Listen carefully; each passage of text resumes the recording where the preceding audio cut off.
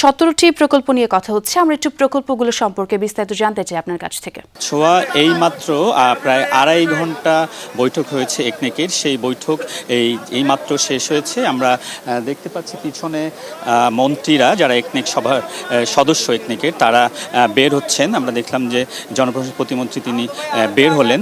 তো এই যে একনেক, এটি বিএনপি সরকারের দ্বিতীয় একনেক। এই একনেকে 17টি প্রকল্প এখানে আজকে উপস্থাপন হয়েছে এবং এই 17টি প্রকল্পের জন্য 7,000 কোটি টাকার প্রকল্প।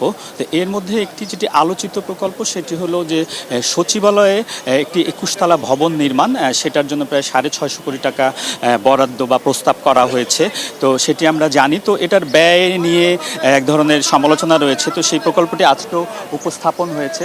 তো আমার পিছনে দেখতে পাচ্ছেন যে এখানে আমরা অপেক্ষা করছি অর্থমন্ত্রীর জন্য সেখানে কোন কোন প্রস্তাব পাশ হলো।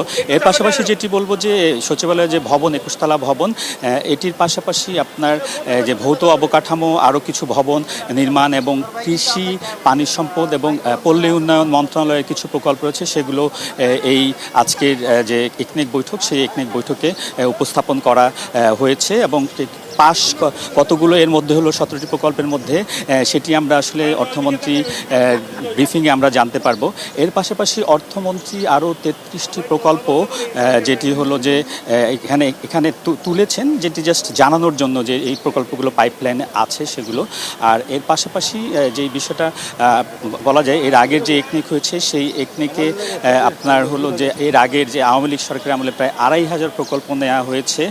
তো সেই প্রকল্পের ব্যয় অনেক বেশি ধরা হয়েছে এবং অনেকগুলো প্রকল্প রাজনৈতিক বিবেচনায় নেওয়া হয়েছে। যেই প্রকল্পগুলোর প্রয়োজনই নেই সেই প্রকল্পগুলো যাচাই বাছাই অর্থ উপদেষ্টার নেতৃত্বে একটি কমিটি হয়েছে, সেই কমিটি যাচাই বাছাই করবেন। তো সেই বিষয়েও আংশিক রিপোর্টও হয়তো দেওয়া হয়েছে। তো আমরা এখন অপেক্ষা করছি অর্থমন্ত্রীর জন্য। অর্থমন্ত্রী বের হলে ব্রিফ করলে আমরা জানতে পারবো যে কোন কোন প্রকল্পগুলো পাস হয়েছে। ছোঁয়া।